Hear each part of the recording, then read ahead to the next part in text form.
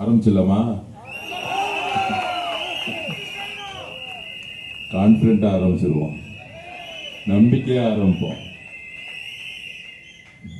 அதாவது திரு தாமு அவர்கள் மாவட்ட செயலாளர் பார்த்தீங்கன்னா மயிலாப்புரம், வேளச்சேரி, சைதாப்பேட்டை அந்த தொகுதிகளில் மாவட்ட செயலாளர். ஆனால் அந்த தொகுதியோட பேருக்கும் அவருக்கும் பொருத்தம் இருக்காது. ஆனால் இப்போதான் ராயபுரம் தாமு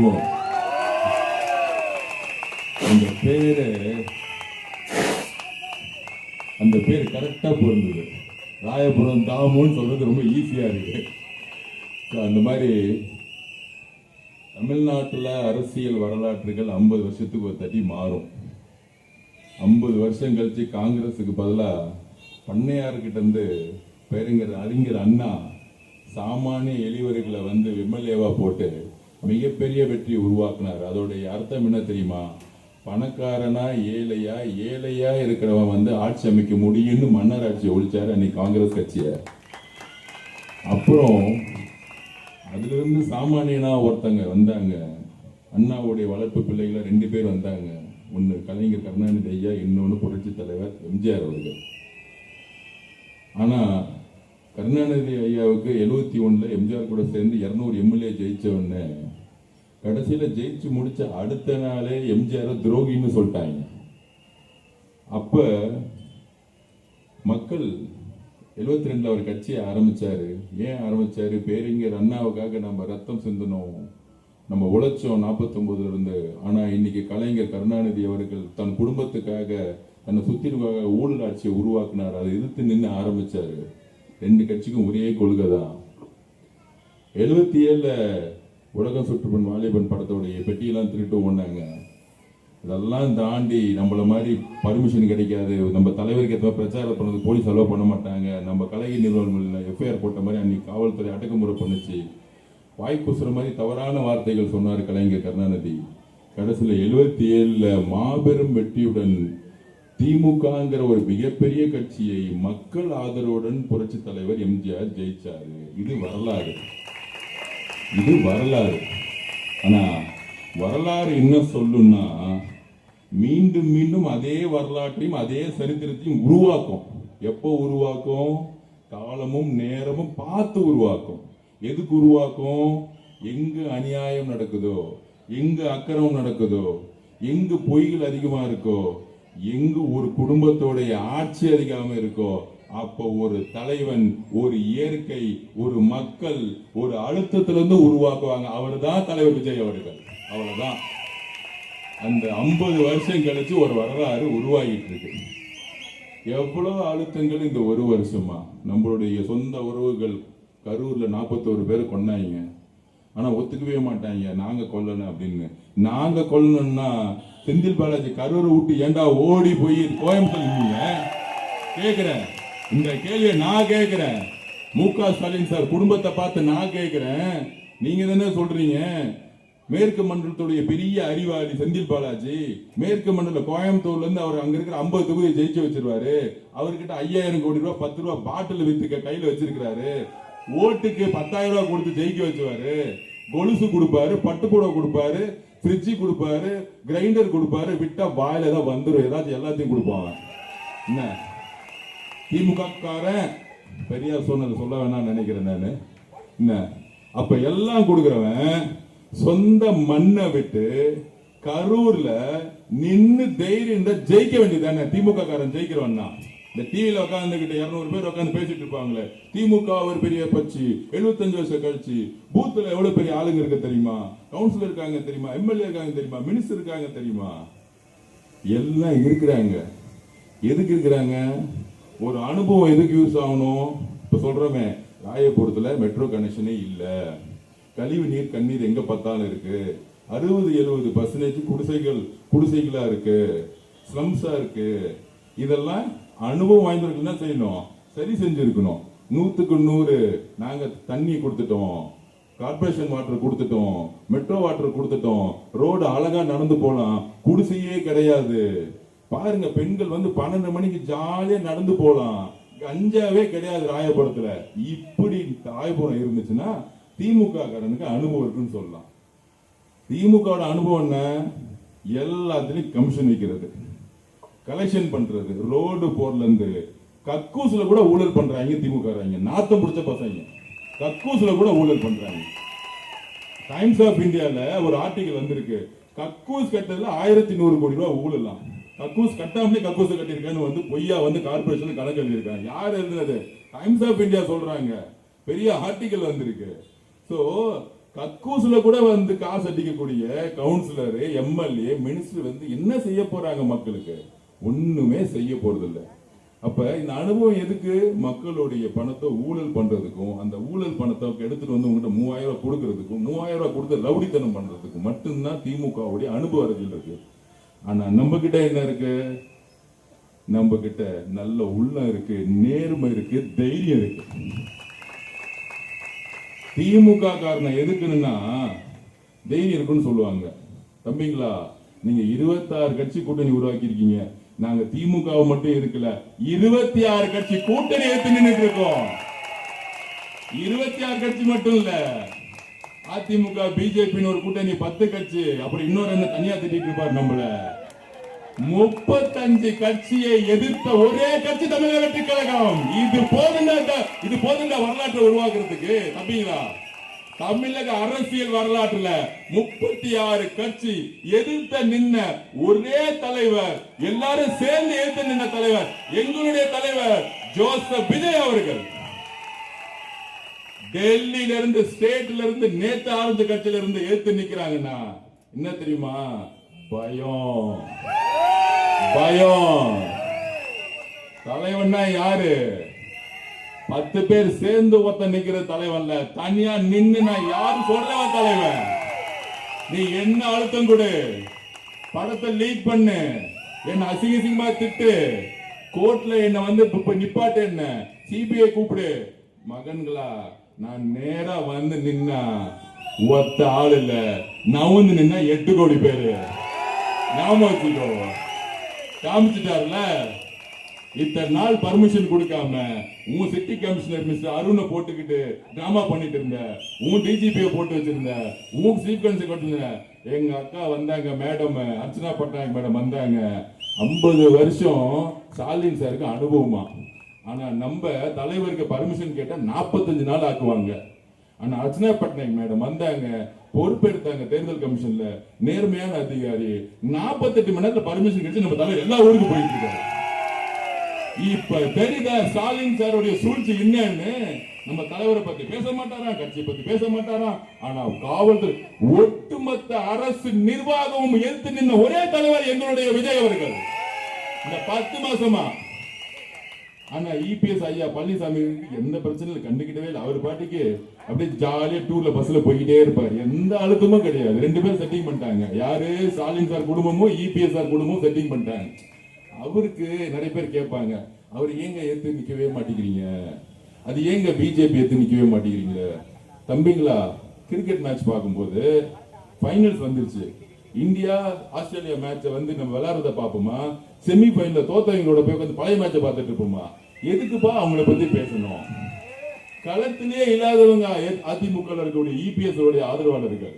உண்மையான அதிமுக புரட்சி தலைவர் எம்ஜிஆர் ஆரம்பிக்கும் பொழுது எந்த உணர்வோடு ஆரம்பிச்சாரு? இந்த திமுக தீய சக்தியை தூக்கி எறிந்து ஆரம்பிச்சாரு. அதுக்கப்புறம் புரட்சி தலைவர் அம்மா அவர்கள் கடுமையா எடுத்து நின்னாங்க. லேடியா மோதியான்னு இந்தியாவிலே ஃபர்ஸ்ட் மோதியை ஜெயிச்சது புரட்சி தலைவர் அம்மா. ஆனா அந்த அம்மாக்கு அப்புறம் செத்து போன பிறகு டெல்லியில இருந்து கால் வந்தா ஃபர்ஸ்ட் பிளைட் டிக்கெட் போடுறாரு, போட்டு ஓடுற ஒரு பொதுச் செயலாளர் அதிமுக. அம்மா அப்படி ஓடி பார்த்திருக்கீங்களா?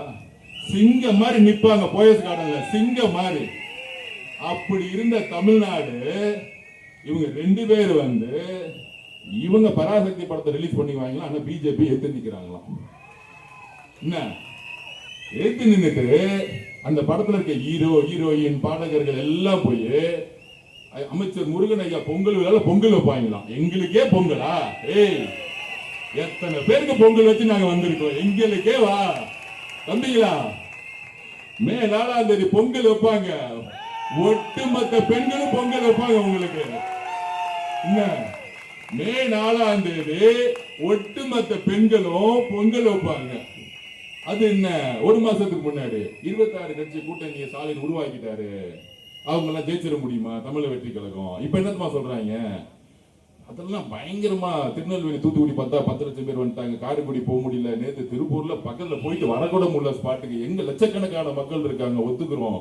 இப்ப புரியவே இல்லை, யாரு ஜெயிப்பாங்கன்னே தெரியல, பேச ஆரம்பிச்சிட்டாங்க. இப்ப அது டெல்லியில இருக்க மீடியா அதுல பேசுறாங்க, நம்மளுடைய தலைவர் கிங் ஆவாரா கிங் மேக்கர் ஆவாரா? போன மாசம் வரைக்கும் 5% 10% பேசிட்டு இருந்தாங்க. 5 நாளுக்கு முன்னாடி கிங் ஆவாரா கிங் மேக்கர் ஆவார்னு என்கிட்ட பேட்டியே கேட்டாங்க இந்தியா டுடே இங்கிலீஷ் மீடியால இருந்து. நான் சொன்னேன், அவர் leader is not a king or king maker, our leader is a common man, சாமானிய மனிதனுடைய தலைவர். இந்த கிங் மேக்கர்ல ஸ்டாலின் குடும்பத்தோட முடிஞ்சு போச்சு. 2026 புரட்சி தலைவர் எம்ஜிஆர் அவர்கள் நினைச்ச கனவை, புரட்சி தலைவி கடைசி வரைக்கும் போராட இந்த குடும்பத்தை ஒரு வரலாறு இருக்கும். எப்படி லெனின் ஜார் பரம்பரை தூக்குன மாதிரி எங்களுடைய தலைவர் விஜய் அவர்கள் இந்த ஸ்டாலின் சார் குடும்பத்தை அரசியல் தூக்கி போட்டார். 26 வரலாறு பேசும். அப்ப எந்த மாதிரி வேட்பாளர்களை தலைவர் முதல் உருவாக்குனார், அதுதான் பெரிய விஷயம். எந்த மாதிரி வேட்பாளர்கள்? ராயபுரத்துக்கு யார் வேண்டும்? இந்த பாட்டில் கீழே திருப்பி அடிச்சிட்டாங்களா? ஏற்கனவே வெள்ளிவாகத்தில் அடிச்சாங்க. இந்த மேல கீழே போலீஸ் போட்டு வச்சிருக்கீங்களா இல்லையா? கமிஷனர் மாறிட்டாருப்பா, காவல்துறை அதிகாரிகளே பழைய கமிஷனர் மாறிட்டாரு. அது நாங்க கோரிக்கை வச்ச பிறகுதான் மாத்தினாங்க. என்னது? ஓகே பா, கொஞ்சம் ஒயின் ஷாப்லாம் மூடிடுங்கப்பா. வெள்ளி வாக்கத்துல பாட்டில் அடிச்சு அக்காக்கு அடிபட்ட பிறகு போலீஸ் எஃப்ஐஆர் எழுதுனாங்க பாருங்க. அவங்க 2 பேரும் பாட்டில வச்சு கிரிக்கெட் விளையாண்டுட்டு இருந்தாங்களா, பாட்டில் தெரியாம போட்டுருந்தான். கொஞ்சம் ஒயின் ஷாப் பார்க்கலாம், கொஞ்சம் கிரிக்கெட்லாம் விளையாடாதீங்கப்பா, அக்கா எல்லாம் பாவம், கொஞ்சம் வெயிட் பண்ணுங்க, அப்புறம் பெரிய பிரச்சனை ஆயிடும், ராயபுரம் முடங்கும், பாத்துக்கோங்க, வேண்டாம். என்ன ஒரு 10 நிமிஷம் பேச விட்டீங்கன்னா நான் பாட்டிக்கு பேசிட்டு அடுத்த வேலைக்கு போயிடுவேன். அது என்னமோ தெரியல, நான் வரும்பொழுதே எல்லாம் அட்டென்ஷன் நிற்கிறாங்க திமுக காரங்க எல்லாம். நான் உண்மையை தானே பேசுறேன். சோ இந்த திமுக குடும்பம் எந்த அளவிற்கு ஏன் எதிர்த்து நிக்கணும் அப்படின்னா, எப்படி எம்ஜிஆருக்கு கருணாநிதி ஐயா பத்தி தெரியுமோ அதை வச்சுனாக்க ஸ்டாலின் குடும்பத்தை பத்தி நல்லா தெரியும். எம்ஜிஆர் எப்படி ஏமாத்துறாங்களோ, எதிர்கட்சியா இருக்கும் போது நீட்டுக்கு எதிராக போராடுறது, சாராயத்துக்கு எதிராக போராடுறது, டாஸ்மார்க் எதிராக நாங்களும் போராடி கடைசி ஜெயிச்ச பிறகு பார்த்தா கடைசியில குடும்பம் சேர்ந்து சினிமா கம்பெனி உருவாக்குனாங்க, ரியல் எஸ்டேட் கம்பெனி உருவாக்குனாங்க. ஒன்லி ஊழல் தான். இவங்களோட இருந்தா நம்மள வேற மாதிரி பேசிடுவாங்க. நான் வெளியே வந்துட்டேன். அப்பதான் நம்ம நல்ல உள்ள அண்ணன் கூப்பிட்டாரு, இங்க வந்து நின்றுட்டு இருக்க மக்கள் முன்னாடி தைரியமா நின்று மைக்ல பேசுறேன்னா ஆதார் அர்ச்சனா மேல நம்பிக்கை எங்க தலைவருக்கு இருக்கு. நான் உண்மையா இருக்கேன், நேர்மையா இருக்கேன், நம்பிக்கையா இருக்கேன். இப்ப நம்ம தலைவர் எந்த மாதிரி வேட்பாளர்கள் போட்டாரு? காலையில நான் பிரச்சாரம் பண்ணும்போது ஆட்டோ ஓட்டுநர்கள் அண்ணன் வந்து கேட்டார், எங்களுக்கு ஏதாச்சும் வந்து செய்ய முடியலையா, ஏதாச்சும் நீங்க வந்து மேனிஃபெஸ்டோ சொல்ல மாட்டீங்களா, அதெல்லாம் தேர்தல் அறிக்கையில் வரும்னா கவலைப்படாதீங்க. அப்ப நான் இன்னொன்னு சொன்னேன், அண்ணன் திமுக அதிமுக பார்த்திருப்பீங்க, உங்களுக்காக உங்க பிரதிநிதியா ஒரு ஆட்டோ ஓட்டுநரை ஒரு எம்எல்ஏ ராயபுரத்தில் ஆக்கியிருக்காருன்னா இதுக்கு மேல என்னென்ன செய்யணும் எங்க தலைவர்னு கேட்டேன். அரசியல் என்பது சாமானியர்கள் அதிகாரத்துல வந்து உட்கார வைக்கிறது, சும்மா பண்ணு கொடுக்கிறது, சாப்பாடு கொடுக்கிறது, அரிசி கொடுக்கிறது, எண்ணெய் கொடுக்கிறது, இலவசம் கொடுக்கிறது இல்ல. சாமானிய மனிதர்கள் அரசியல்ல அதிகாரத்துக்கு வரணும். இதுதான் புரட்சியாளர் அம்பேத்கர் சொன்னார். அதை கனவை நிறைவேற்றிய ஒரே தலைவர் எங்கால் பட்டுக்கோட்டையில் யார்? ஒரு தலித் சகோதரர்கள் பொது தொகுதி நிக்க வச்சிருக்காரு எங்க தலைவர். ஏன்னா என் கட்சியில ஜாதியே கிடையாது. நீ ஜாதி அரசியல் பண்ணிட்டு இருக்க. என் கட்சியில 36 பேர் தலித் சகோதரர்கள் மாவட்டத்தில் இருக்காங்க. திமுக ஒருத்தன சொல்லு, யாரு சமூக நீதி நம்மளை பார்த்து கேட்பாங்க, கொள்கை தெரியுமா அப்படின்னு. 36 பேர் தலித் சகோதரர்கள் மாவட்ட செயலர்களாக இன்னைக்கு தமிழக வெற்றி கழகத்தில் இருக்கிறாங்க. ஆனா எங்களுக்கே தெரியாது அவங்க தலித் சகோதரர்கள். ஏன்னா நாங்கெல்லாம் சமூக நீதியின் அடிப்படையில் அண்ணன் தம்பிகளை குடும்பமா இருந்துகிட்டு இருக்கோம். ஏன் மேல முந்தான திமுக கம்ப்ளைண்ட், நான் குழந்தைங்களை வச்சு பிரச்சாரம் பண்றேன்னா முட்டா பசங்க. நான் தெருவில் போகும்போது ஒரு 5 வயசு குழந்தை வருதுன்னா, 10 வயசு குழந்தை வருதுன்னா, அந்த குழந்தை ஓடி வந்து திமுக தீய சக்தின்னு சொல்லிட்டு ஓடிடுது. இது நானா சொல்லி கொடுத்தேன். அவங்களுக்கே தெரியுது அண்ணா எவ்வளவு அழகா உருவாக்குனாரு கருப்பு சிவப்பு கொடிய. அந்த கொடியை பார்த்தாலே தோ தீய சக்தி ஸ்டாலின் சார் கொடி வருது அப்படின்னு குழந்தைங்க பேசுறாங்க. இந்த பாருங்க இங்க ஒரு 10 குழந்தைங்க நின்று இருக்காங்க, பின்னாடி அம்மா நின்று இருக்காங்க. குழந்தைங்க வரதா இருந்தா அம்மாக்கள் சேர்ந்து வருவாங்க. அம்மா வரும்போது அண்ணன் தம்பி தங்கச்சி அப்பா அண்ணன் எல்லாம் சேர்ந்து வருவாங்க. இதுதான் தமிழக வெற்றி கழகம்.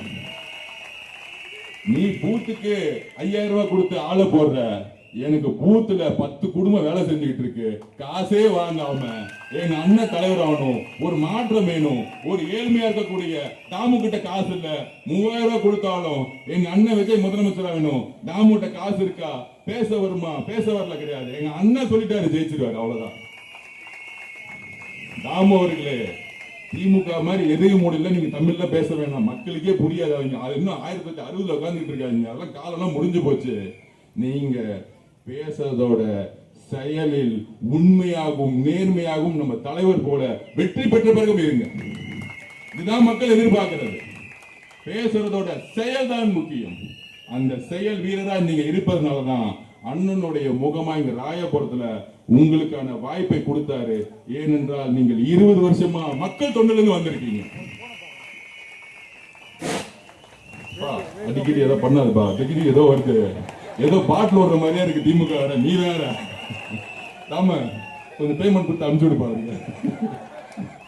அப்படியே ஞாபகப்படுத்திட்டே இருக்காரு. என்ன சோ திடீர்னு சவுண்ட் வந்து டைவர்ட் ஆயிட்டு இருக்காரு. இந்த புகழெல்லாம் வேணாப்பா, கொஞ்சம் பாட்டுக்க. நன்றிப்பா. ஸோ தேங்க்ஸ், சும்மா தான் சொன்னேன். ஸோ ஏன் இந்த திமுக குடும்பத்தை நம்ம எதிர்த்து நிக்கிறோம்? இது பர்சனலா நம்ம எதிர்த்து நிக்கிறோமா? நான் தகவல் சொல்றேன். 2020 என்ன சொன்னாரு இபிஎஸ் பழனிசாமி அவர்கள்?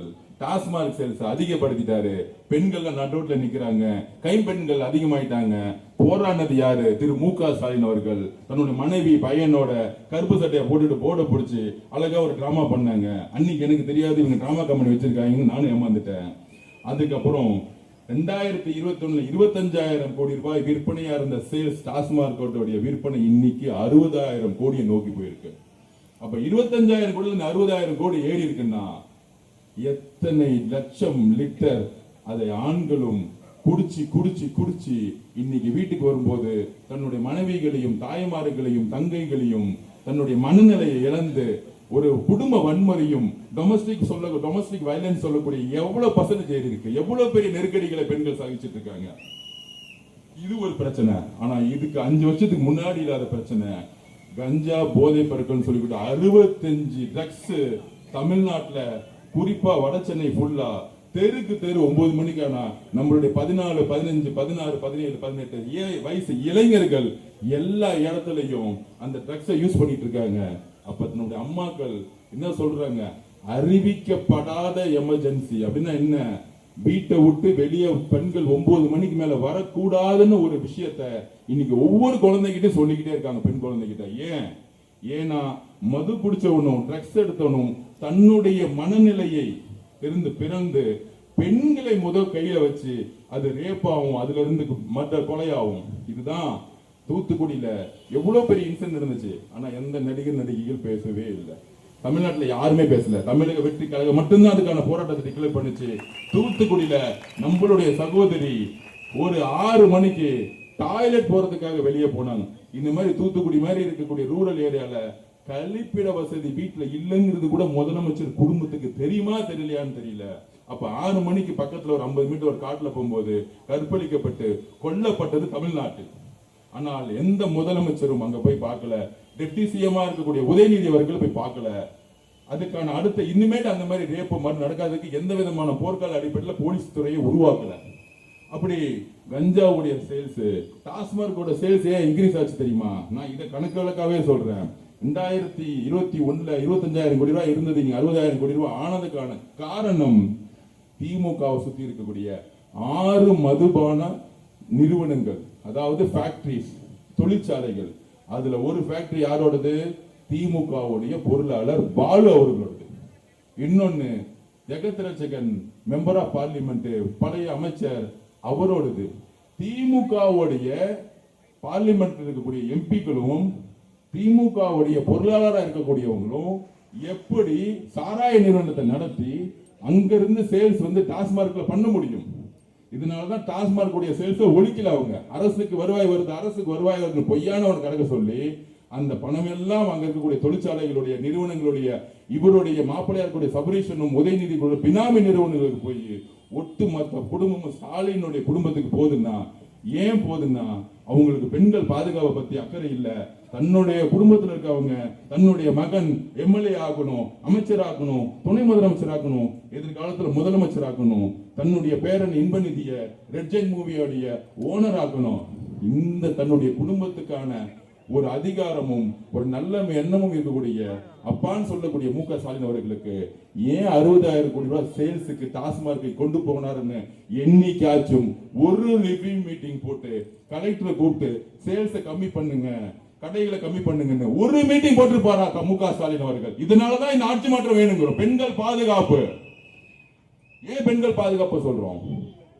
தமிழக வெற்றி கழகம் ஜெயிச்சிட முடியுமா அப்படின்னு கேட்கிறாங்க.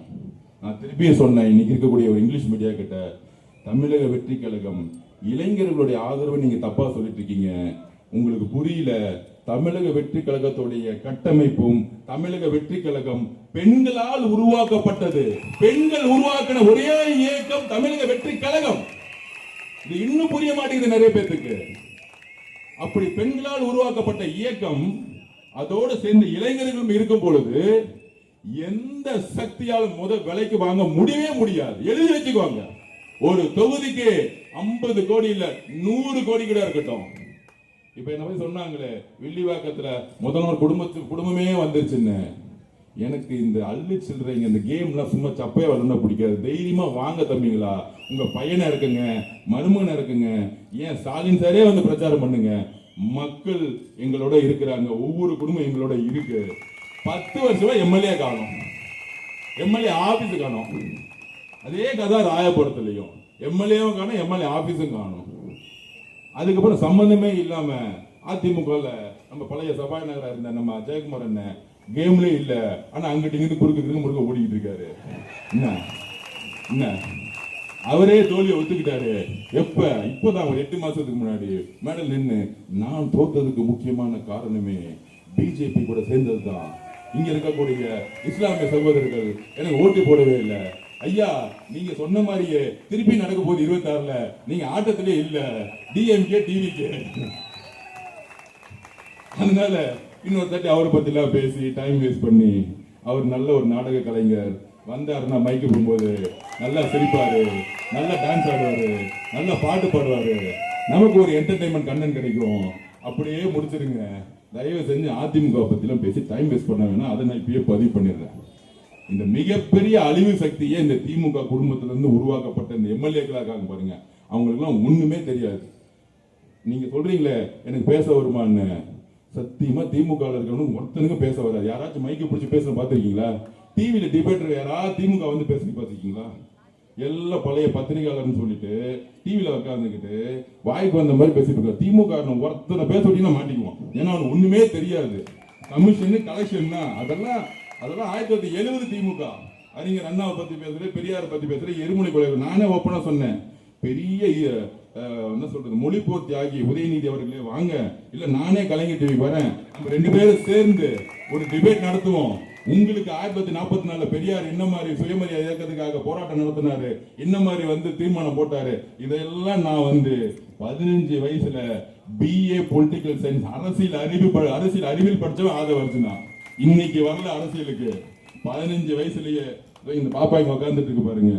9 வயசுல BHL எங்களுடைய தாய்மாமா அப்பா எங்களோட அம்மாவோட அண்ணன் கலைஞருடைய கூட்டத்துக்கும் காங்கிரஸோடைய ராஜீவ்காந்தி பேசுறதுக்கும் 9 வயசுல என்ன கூட்டிட்டு போய் உட்கார வச்சு பார்த்துட்டு இருந்தவர். அவர் சாதாரண ஒரு வெல்டர் BHL. அந்த இடத்துல இருந்து நான் வந்தவன் நானு. அதனால அரசியல் கொள்கை நீங்க வாங்க, உங்க வாரிசு எனக்கு தானே தெரியும், அவருக்கு என்ன தெரியும். 15 21 இருந்தல்ல நானு.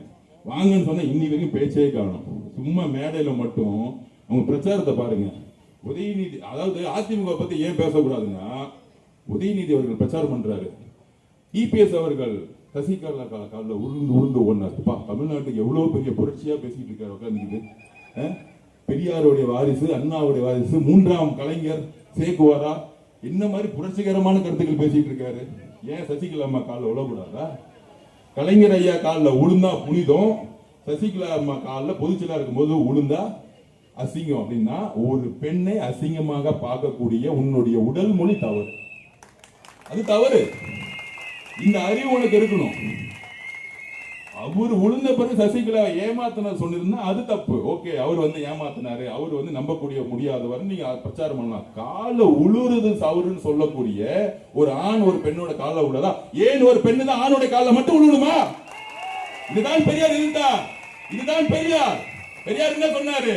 யார் கால யாரும் உழக்கூடாது, அதான் சொல்லுங்க. நீங்க கலைஞர் காலில் விழுந்தா புரிதும், சசிகலா அம்மா காலில் விழுந்தா அது அசிங்கம். இந்த உளவியல் எங்க வந்துச்சு? உங்களுக்கு பெரியாருடைய கொள்கையில பிழைப்பு இல்லாதனாலதான், இந்த அறிவு இல்லாதனாலதான் நீ இந்த மாதிரி பேசிட்டு இருக்க. இதுக்கு இன்னொரு எடுத்துக்காட்டு. அடுத்தது அவர் ரிப்ளை கொடுக்கிறாராம். யாரு? அதிமுகவுடைய பொதுச் செயலாளர். அவர் அடுத்த ரிப்ளை இதுக்கு பதில் கொடுக்கிறாராம். இன்ஸ்டாகிராம்ல ஒரு பெண்ணுக்கு லைக் கொடுத்துட்டாராம். யாரு? நம்ம உதயநிதி சார். இதை இவரு காமிச்சு இந்த பெண்ணுக்கு ஏன் லைக் கொடுத்தேன்னு அந்த பெண்ணை காமிக்கிறார்.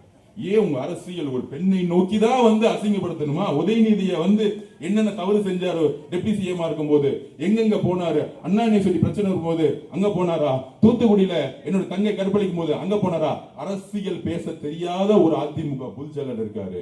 இதுவா பதில்? இதுவா பிரச்சாரம்? இதுவா தமிழக அரசியல்?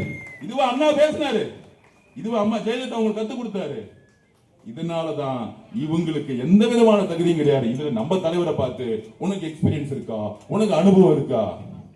எங்க தலைவர் கன்னியாகுமரியில என்ன பேசிட்டு இருக்காரு, எங்க தலைவர் காரைக்குடியில் என்ன பேசிட்டு இருக்காரு, எங்க தலைவர் திருப்பூர் என்ன பேசிருக்காரு? மீனவர்களுக்கான பிரச்சனைகளை பத்தி பேசிட்டு இருக்காரு. நான் வந்தா மீனவர்கள் என்ன செய்யும் சொல்லி பேசிட்டு இருக்காரு.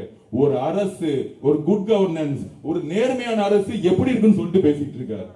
அவர் என்ன தனிப்பட்ட முறையில பிரச்சாரம் பண்ணிட்டு இருக்காரா? அப்ப யாருக்கு அனுபவம் இருக்கு, யாருக்கு அனுபவம் தேவை? சோ இந்த மாதிரி அரசியல் அனுபவமும் அரசியலுடைய அறிவும் மக்களுடைய உணர்வுகளும் மக்களுக்கு என்ன செய்யணும் செய்யக்கூடிய சிந்தனை இல்லாதவர்களும் கிட்ட அதிகாரமும் பணபலமும் இருக்கிறதுனால நம்மள மாதிரி எளியவர்களை அவங்க வந்து நகைப்புக்குரியாக்குவாங்க, பொய்யான குற்றச்சாட்டு சொல்லுவாங்க, ஒரு தவறான பிரச்சாரத்தை உருவாக்குவாங்க. ஆனால் மக்களுக்கு என்ன உண்மைன்னு தெரியும். 36% ஜிபி விலை ஏற்றிருக்காங்க இந்த 5 வருஷத்துல. ஆனா எத்தனை முறை போனாங்க எதிர்கட்சி தலைவராக இருக்கும் பொழுது? ஒவ்வொரு விஷயமும் பொய்களை மட்டுமே வந்து உருவாக்கி இந்த திமுக ஆட்சி ஜெயிச்சுக்கிட்டே இருக்கிறாங்க. அதிமுகவுடைய மிகப்பெரிய தோல்வி. அதிமுக ஏன் திட்ட மாட்டேங்கிறோம்? அதிமுகவுடைய உண்மையான அம்மா ஜெயலலிதாவுடைய விசுவாசிகள், புரட்சி தலைவர் விசுவாசிகள் டிவிகே பக்கம் ஜாயின் பண்ணி ரொம்ப வருஷம் ஆச்சு, 2 வருஷம் ஆச்சு. இன்னைக்கு 35% மேல நமக்கு ஓட் பேங்க் இருக்கு. இந்த சர்வே வந்து சொல்லுதுன்னா நாம் வெற்றி பெற போறோம். ஒரு சிங்கிள் மெஜாரிட்டியோட தமிழக வெற்றி கழகம் ஆட்சியை உருவாக்க போகுது. இதுதான் உண்மை. இத வந்து திசை இன்னைக்கு ஆனந்த விகடன்ல கார்ட்டூன் வந்திருக்கு. இன்னைக்கு ஆனந்த விகடன்ல கார்ட்டூன் வந்திருக்கு, பாருங்க நீங்க. விஜய் அலை உருவாகி விட்டதுன்னு ஒரு அலைய போட்டிருக்காங்க. மேல இபிஎஸ் அவர்களும் ஸ்டாலின் அவர்களும் அப்படி விழிப்பெதுங்கி பார்த்துக்கிட்டு இருக்காங்க. இன்னைக்கு ஆனந்த விகடன் கட்டுரை போட்டாங்க, விஜய் அவர்களுடைய அலை உருவாகி விட்டது. விஜய் அலைனா விஜய்ன்னு ஒரு தனி மனிதன் கிடையாது, ஒட்டுமொத்த தாய்மார்களும் பெண்களும் அதுக்கு பின்னாடி இருக்கிறாங்க. நான் திருப்பியே சொல்றேன் தம்பிகளா, தாய்மார்களையும் பெண்களையும் யாருக்கு விலை கொடுத்து வாங்கவே முடியாது. நீ நம்ம சொல்றாரு அண்ணன் எல்லாம் ஆப்போசிட்ல பெரிய பெரிய ஆள் நிக்கிறாங்கன்னு. அண்ணன் இன்னும் 1 மாசத்துல சேகர் பாபு யாருன்னு மக்கள் கேட்பாங்க. ராயபுர தாமுங்கிறது ஹெட்லைன்ஸ்ல வரும். இதுதான் இங்க மன்னர்கள், பெரிய பெரிய பணக்காரர்கள் தேர்தல் அரசியல 234 தொகுதிக்கும் சரி சமமா தேர்தல் வரும் பொழுது, ஒரு நேர்மையான அதிகார தேர்தல் நடத்தும் போது இதே எக்மோர்ல சாமானியன் தோல்வியுற்றான், சாமானியன் ஜெயிச்சான். உங்களுக்கு தெரியும், தேமுதிக நல்ல தம்பி, காசே கிடையாது, ஒரு சைக்கிள் கடை வச்சிருந்தாரு, அவரு ஜெயிச்சாரு. பரம்பரை அமைச்சர் குடும்பத்தில் இருந்த பருதி இளம்பழுதி தோத்தார். இதுதான் வரலாறு 2011. அந்த மாதிரி வரலாறு சாமானியர்கள் ஜெயிச்சார்களா அப்படின்னு வரலாறு இயற்கை உருவாக்கும். எங்கு அநியாயமும் அக்கிரமும் நடக்கிறதோ அங்கு இயற்கையும் மக்களும் அவங்களுடைய சிந்தனைகளிலிருந்து மாறி ஒரு புதிய அரசை, ஒரு புதிய தலைமையை, ஒரு புதிய சமுதாயத்தை உருவாக்க. இதுதான் அரசியல் வரலாறு. பரம்பரையா ஆண்டுட்டே இருந்தா இன்னொரு லெனின்ங்கிறது உருவாயிருக்க மாட்டாரு. பரம்பரை ஆண்டுட்டு இருந்தா பேரிஞர் அண்ணான்னு ஒரு சாமானியன் முதலமைச்சரா இருக்க முடியாது. பரம்பரை ஆண்டுட்டு இருந்தா சாப்பாட்டே இல்லாம நாடகத்தில் நடிச்ச, சினிமாவில் நடிச்ச புரட்சி தலைவர் எம்ஜிஆர் அவர்கள் முதலமைச்சரா இருக்க முடியாது. பரம்பரையா ஆட்சி பண்ணுனா எங்களுடைய தலைவர், சாமானிய தலைவர் முதலமைச்சரா வர்றதை யாராலையும் நிப்பாட்ட முடியாது.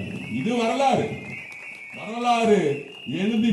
எப்ப எழுதப்படும்னா நம்மளுடைய உழைப்பும் நம்மளுடைய நேர்மையும் யாருக்கும் பயப்படாத குணம் கொண்ட நம்மளுடைய ஒற்றுமை தான் ஒட்டுமொத்த இந்த திமுகவுடைய குடும்பத்தை தூக்கி எறியறதுக்கு நம்மளுடைய முயற்சி உருவாக்கும். அதனால யாரை பார்த்து பயப்படாதீங்க. திமுகவுடைய கடைசி ஆயுதம் என்ன தெரியுமா? இப்போதைக்கு எப்பயுமே ராயபுரத்தில் கரண்ட் 8 மணி நேரம் போகும். அது எல்லாருக்கும் தெரியும். திருட்டு பசங்க கரண்டே கொடுக்க மாட்டாங்க. ஆனா இங்கதான் முதலமைச்சர் தொகுதி பக்கத்துல இருக்கு கோலத்தூர்ல. ஆனா 22ஆம் தேதி நைட்டு கரெக்டா 9 மணில இருந்து காலையில 3 மணிக்கு கரண்ட் ஆஃப் பண்ணிடுவாங்க. ஏன் ஆஃப் பண்ணுவாங்க? கரெக்டா ஏன் ஆஃப் பண்ணுவாங்க? 3000 ரூபாய் கொடுக்கறதுக்கு கரண்ட் ஆஃப் பண்ணுவாங்க. சோ 3000 ரூபாய் கொடுக்கறதுக்கு கரெக்டா கரண்ட் ஆஃப் பண்ணுவாங்க.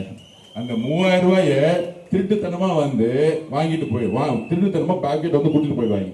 3000 ரூபாய் கொடுக்கட்டும், அது அப்படியே நம்ம வேண சாமி கிட்ட வச்சுக்கிட்டு ஓட்டை வந்து நீ எழுதி வச்சுக்கோங்க. தமிழக வரலாற்றில் முதல் முறையா குடும்பமா பூத்துக்கு போய் தமிழக வெற்றி கழக விசில் சம்பல்ல குத்திட்டு, எப்படி திருச்செந்தூர்லயும் வேளாங்கண்ணிலையும் நாகர்பாளையம் குடும்பமா கோயில் போவாங்களோ அந்த மாதிரி தமிழக வெற்றி கழகத்துக்கு குடும்பமா ஓட்டு போட காலையிலே வருவாங்க. 85ல இருந்து 90% தமிழ்நாட்டுல முதல் முறையா மக்கள் வந்து ஓட்டு போட போறாங்க. நான் இப்பயே கணக்கு சொல்றேன். அந்த புதுசா ஓட்டு போற 15% நம்ம கிட்ட இருக்க ஆல்ரெடி ஓட் பேங்கும் சேர்ந்து தமிழ்நாட்டில் ஒரு மிகப்பெரிய சுழற்சியை உருவாக்கும். தமிழக வெற்றி கழகம் அறுதி பெரும்பாலுடன் ஆட்சி அமைத்து, எப்படி பேரையர் அண்ணா மாதிரியோ, புரட்சி தலைவர் எம்ஜிஆர் மாதிரியோ, புரட்சி தலைவர் அம்மா அவர்களை என்ன பண்ணாங்க? சட்டசபையில சாரியை பிடிச்சி கீழே இழுத்தாங்க. ஆனா தமிழக மக்கள் அப்படியே தூக்குனாங்க. உயிரோட இருக்க வரைக்கும் அசைக்க முடியல அந்த அம்மா. அந்த மாதிரி ஒரு தலைமையை 2026 காலமும் நேரமும் இயற்கையும் தமிழக மக்களும் உருவாக்குவார்கள். நீங்க தைரியமா தேர்தல் பண்ணி செய்யுங்க. நம்ம வெல்லுவோம், மாற்றத்தை உருவாக்குவோம். நன்றி.